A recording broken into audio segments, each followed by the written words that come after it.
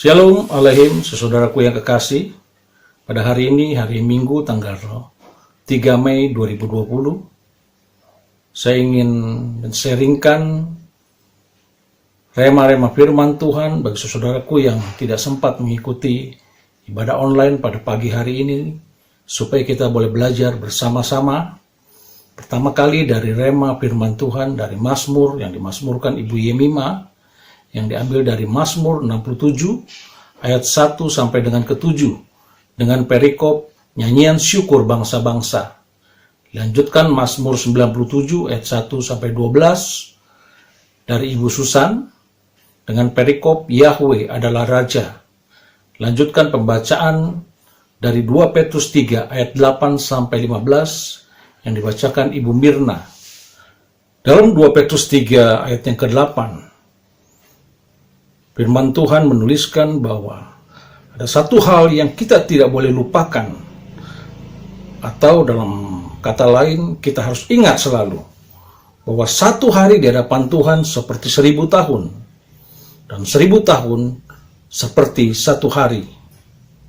Bila mana kita tahu semua bahwa dari Adam jatuh dalam dosa sampai kepada Abraham itu diperkirakan 2000 tahun, dan dari Abraham sampai kepada kedatangan Mesias itu juga 2000 tahun, dan dari Mesias sampai hari ini, saat ini diperkirakan juga 2000 tahun.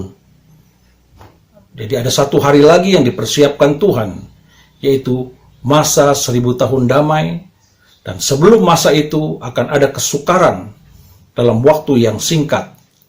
Juga kita baca di dalam 2 Petrus 3 ayat yang ke-14, sambil menantikan kedatangan Tuhan itu, kita harus berusaha supaya kita kedapatan tidak bercacat celah dan tak bernoda di hadapannya dalam pendamaian dengan Dia.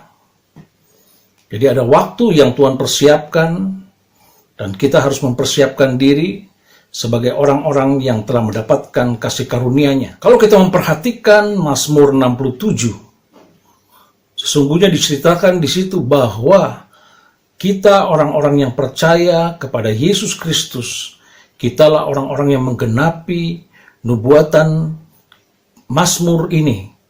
Karena dikatakan di situ bahwa kiranya Elohim mengasihani dan memberkati, dan kiranya Ia menyinari kita dengan wajah-Nya, dan supaya jalan-jalannya dikenal, dan keselamatan turun atas bangsa-bangsa.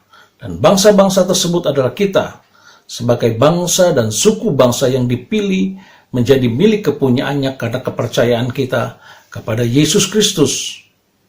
Di dalam ayat 4-6 diceritakan bahwa kiranya bangsa-bangsa dan suku-suku bangsa ini menjadi orang-orang yang dapat bersyukur dan bersuka cita selalu karena kemurahannya, karena anugerahnya, dan menjadikan kita menjadi orang-orang yang diberkati Elohim, dan menjadikan kita menjadi orang-orang yang takut akan Dia.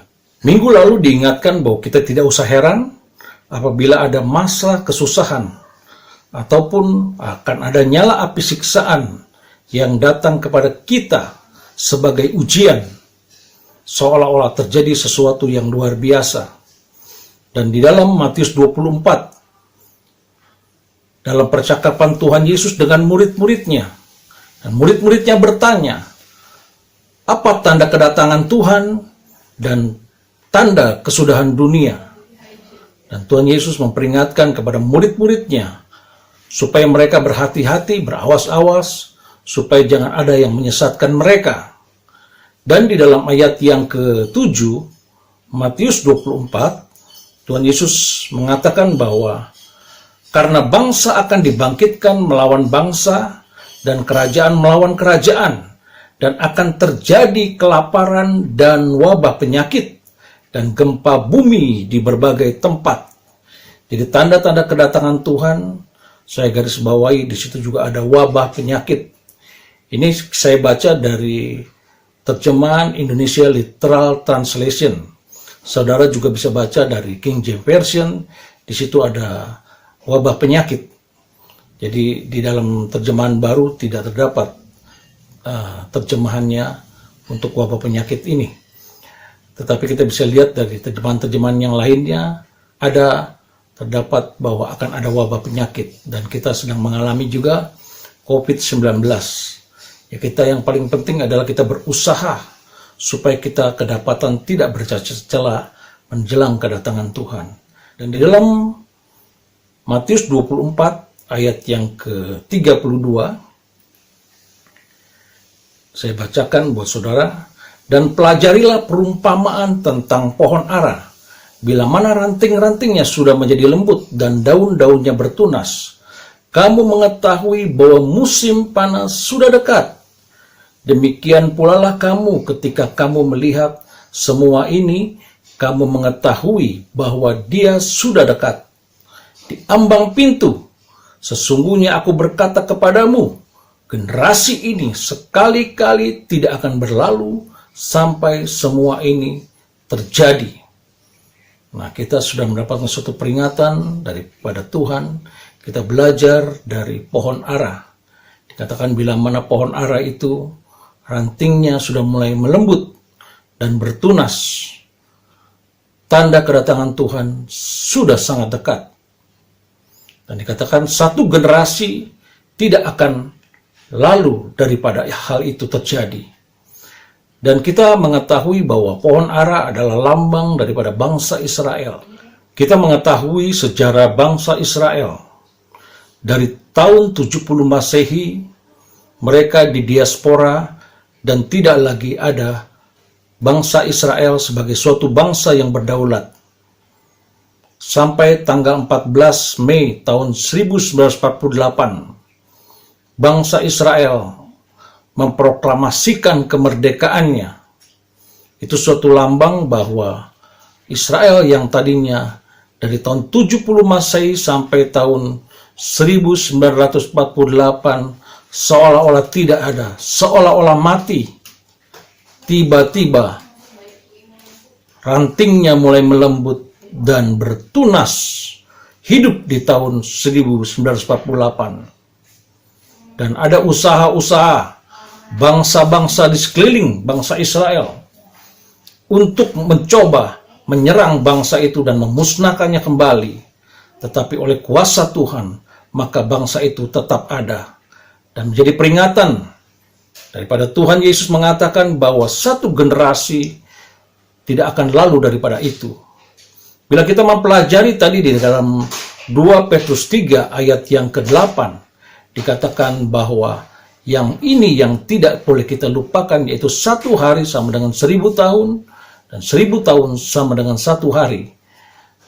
Firman Tuhan ini dikutip dari Mazmur Musa, di dalam Mazmur 90 ayat yang keempat, dikatakan bahwa sebab di matamu 1000 tahun sama seperti satu hari.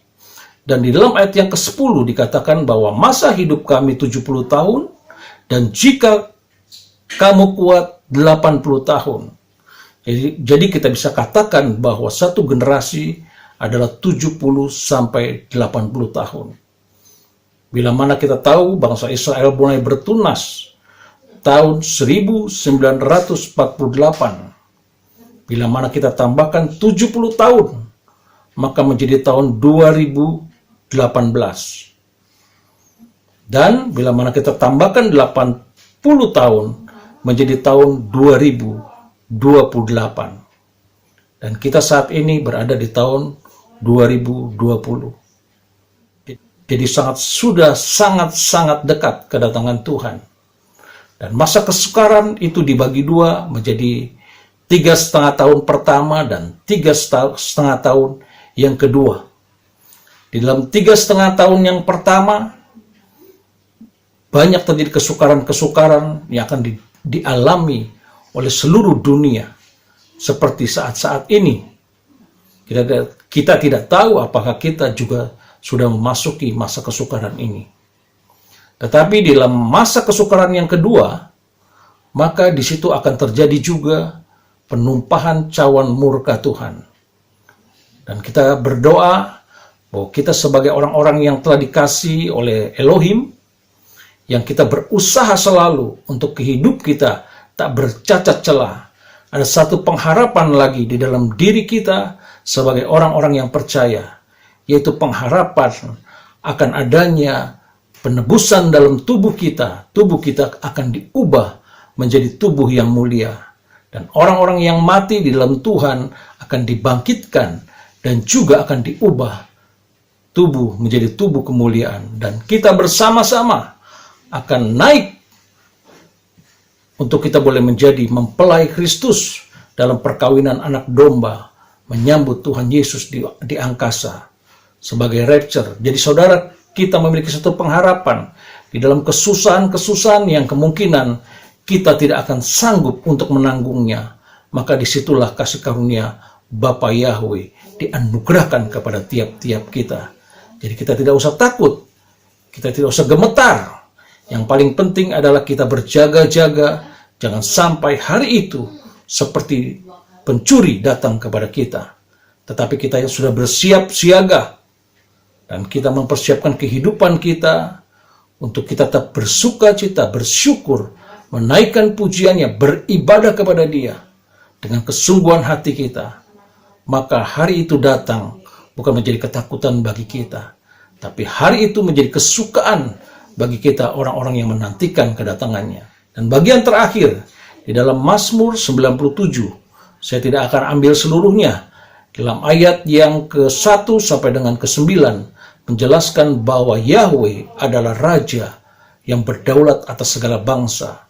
Dan dalam pembacaan firman Tuhan tadi oleh Pak Israel, di dalam 1 Tawarik 29 ayat 11 dikatakan bahwa Ya Yahweh punya mula kebesaran dan kejayaan, kehormatan dan kemasyuran, keagunganmu di segala langit dan bumi, sebab engkaulah yang tertinggi.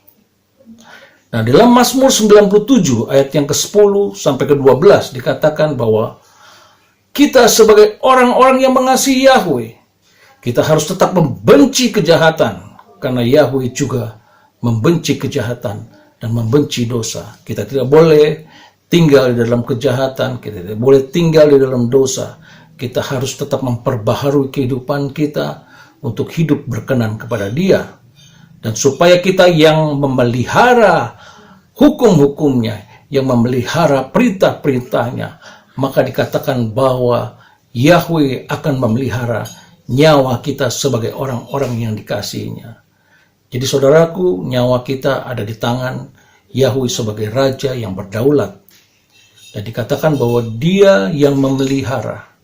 Kalau Yahweh yang memelihara, tidak ada yang dapat mengambil atau merebut dari tangannya.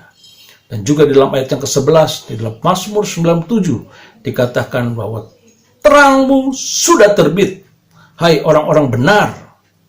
Bersukacitalah kamu orang-orang yang tulus hati.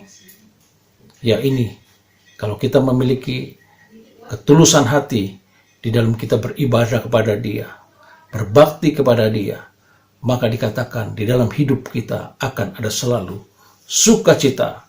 Bersukacitalah karena Yahweh, hai orang-orang yang benar. Nyanyikanlah syukur bagi namanya yang kudus di dalam ayat yang ke-12. Dan itulah menjadi bagian kita. Amin. Tuhan Yesus memberkati.